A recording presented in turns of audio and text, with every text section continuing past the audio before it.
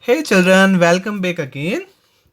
So now we are going to do exercise 3.4, the last exercise of the chapter Understanding Quadrilaterals. So let's begin with question number 1. State whether true or false.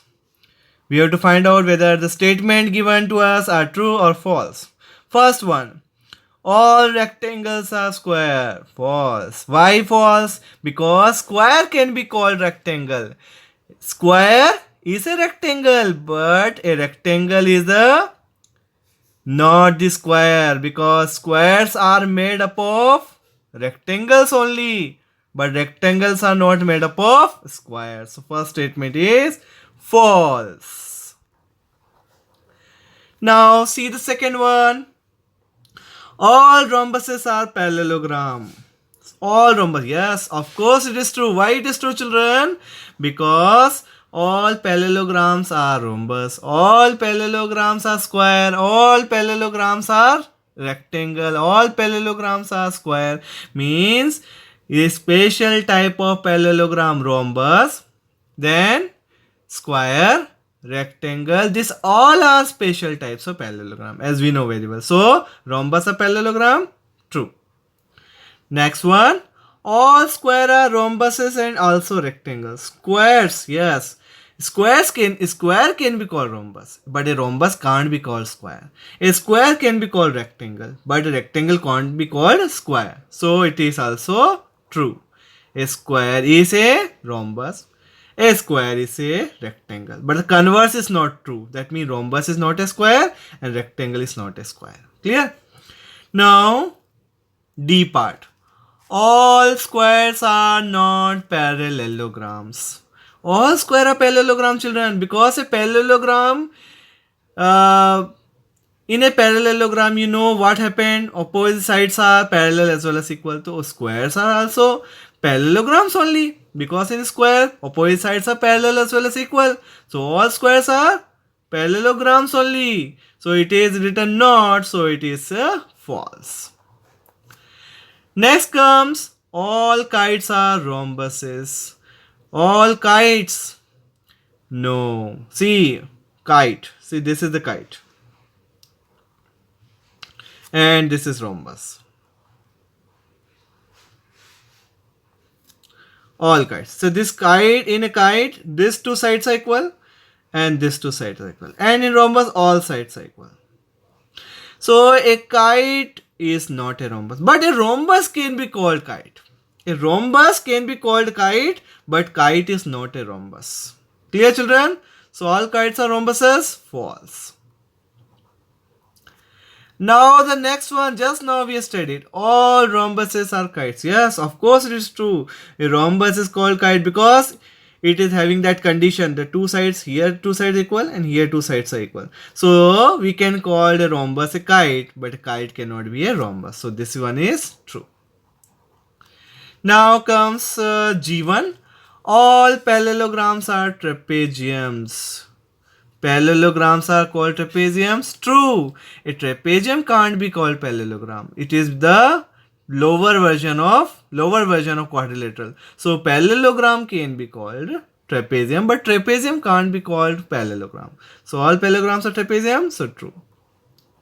So see, children, once again, see, this is a parallelogram and this is trapezium. In trapezium, only one side is parallel. In parallelogram, both sides are parallel. So, a parallelogram is also a trapezium because any one pair is parallel. That only requires. So, that's why a parallelogram is a trapezium. Now, the last part. All squares are trapeziums. A square can be called anything, children. A square is called quadrilateral. A square is a trapezium. A square is a parallelogram. A square is a rhombus. A square is a kite. A square is everything. Square is a perfect figure. It can be called by any name. A square is a trapezium. A square is a rectangle or square or rhombus or trapezium or kite or rectangle, anything we can call. So all squares are trapezium. So true. But all trapeziums are not square. No, never. Trapezium is never a square. Clear, children? Now we'll do the question number 2. Now see the next one. Identify all the quadrilaterals that have four sides of equal length. Which having four sides of equal length? You know? Which quadrilateral having four sides of equal length? First one. Which quadrilateral? Four sides equal. Rhombus. Rhombus having all sides equal. Second. Then square. Only two. Rhombus, all sides equal. Square, all sides equal. Next, four right angles. And four right angles are rectangle. All angles are right angle. And square. A square is a complete figure. A square having all four right angles. Clear, children? Now we'll do question number 3.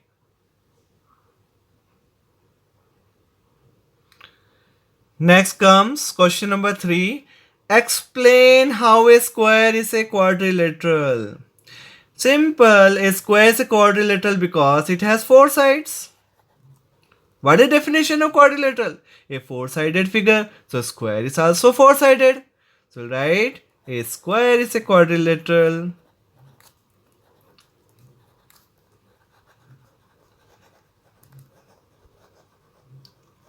because it has four sides.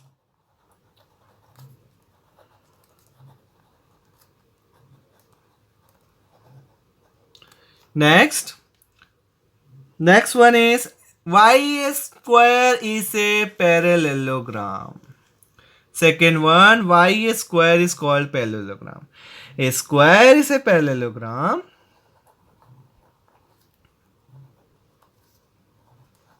because it has two pairs of parallel sides.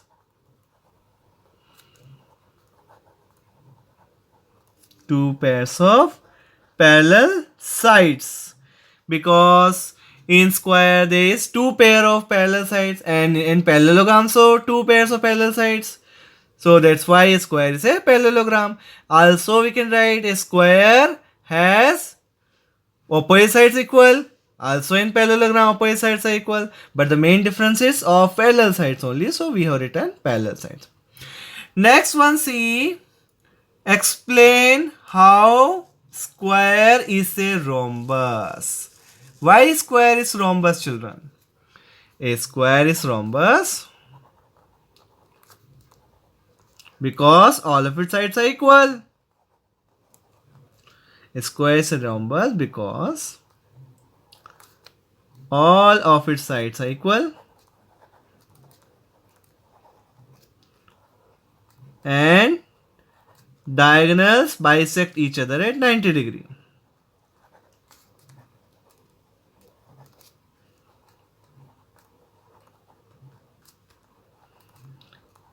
In square, this thing happen that all sides equal and diagonals also bisect each other at 90 degrees. That's why a square is a rhombus because this is the property of rhombus only. All sides equal and diagonal bisect at 90 degrees. Now, why square is a rectangle? Next one, why square is a rectangle? A square is a rectangle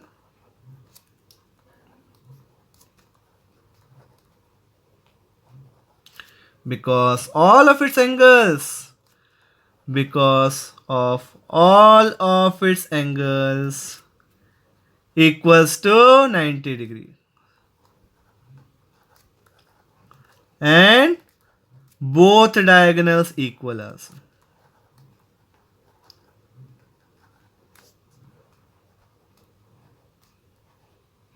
Okay, then rectangle all angles 90 degree, therefore in square also all angles 90 degree, and in rectangle both diagonals are equal, so in square also both diagonals equal. That's why a square is called rectangle. Clear, children? Now comes to question number 4. Name the quadrilaterals whose diagonals bisect each other. And we know which are that quadrilateral. First one, parallelogram, diagonal bisect each other. And all special parallelograms. Which are the special parallelogram? Rhombus, all All special parallelograms are children are those whose whose diagonal bisect each other. So rhombus, after rhombus, rectangle, after rectangle, square, whose diagonals bisect each other. So these are the four whose diagonals bisect each other. Next are perpendicular bisector. Perpendicular also, bisector also, and this happens only in two. First one is rhombus. In rhombus diagonals are perpendicular bisector, and secondly square. In square also diagonals are perpendicular bisectors. Now comes third one. Diagonals are equal. Diagonals are equal in rectangle. Diagonals are equal. You must know all properties of this parallelograms. If you know all properties of parallelogram and special types of parallelogram, then you can do easily. And rectangle diagonals are equal, and square also diagonals are equal. Only in this two figure the diagonals are equal. Now we'll do question number 5. See, what is question number 5? Explain why a rectangle is called convex quadrilateral. Children, see, this is a rectangle. I am making one rectangle. What do you mean by convex, children? Whose diagonals lie inside only. So in rectangle, both diagonals are inside. So therefore it is called a convex quadrilateral. So we'll write a rectangle is convex quadrilateral. A rectangle is a convex quadrilateral as both of its diagonals lies inside it. And this is the definition of convex only. A convex, what is convex polygon? Whose diagonals lie inside only. And concave, whose diagonal may lie outside also. Clear, children? Now we'll do the last question.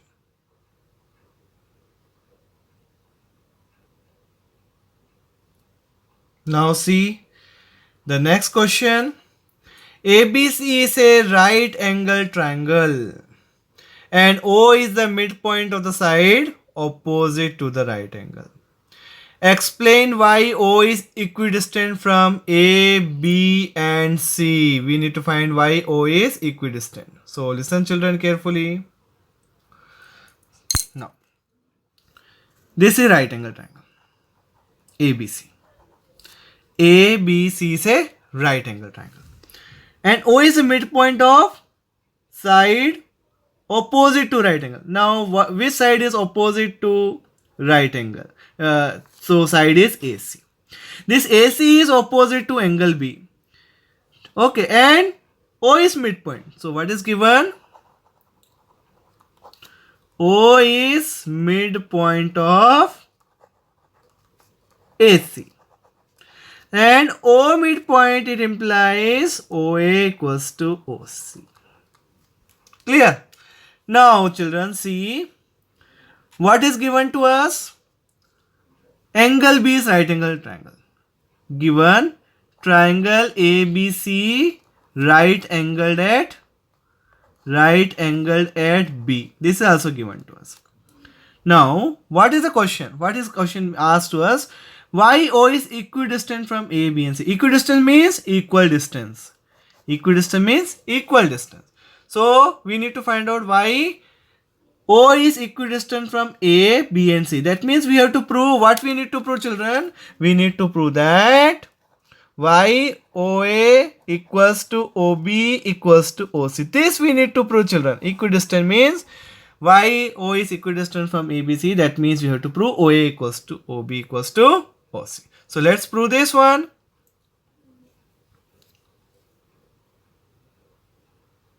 So we need to prove OA equals to OB equals to OC. Now listen, children, carefully. Proof. How to prove? To prove, what we need to prove? We need to prove that O is equidistant from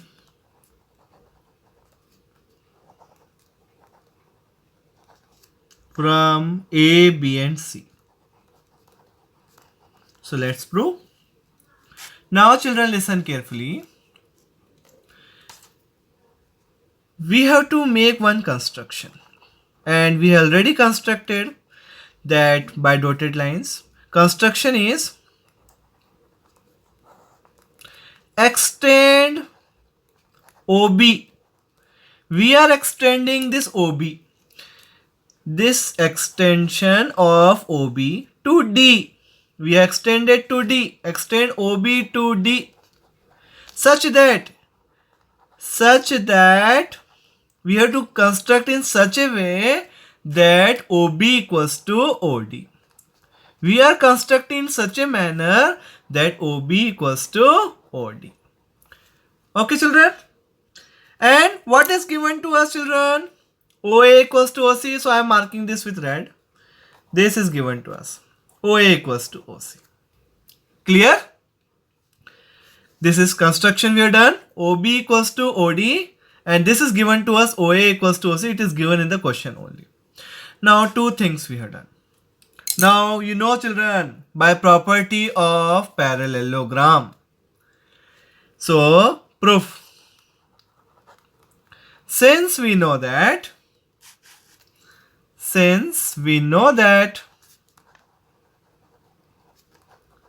if diagonals bisect each other,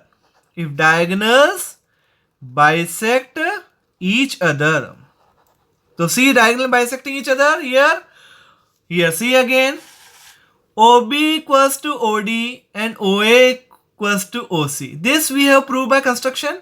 OB equals to OD, this we have done by construction, and OA equals to OC, it is given. That means OB equals to OD and OA equals to OC.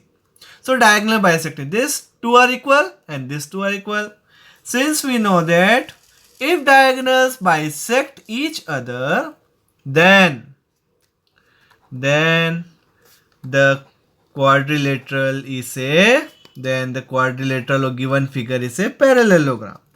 Then the quadrilateral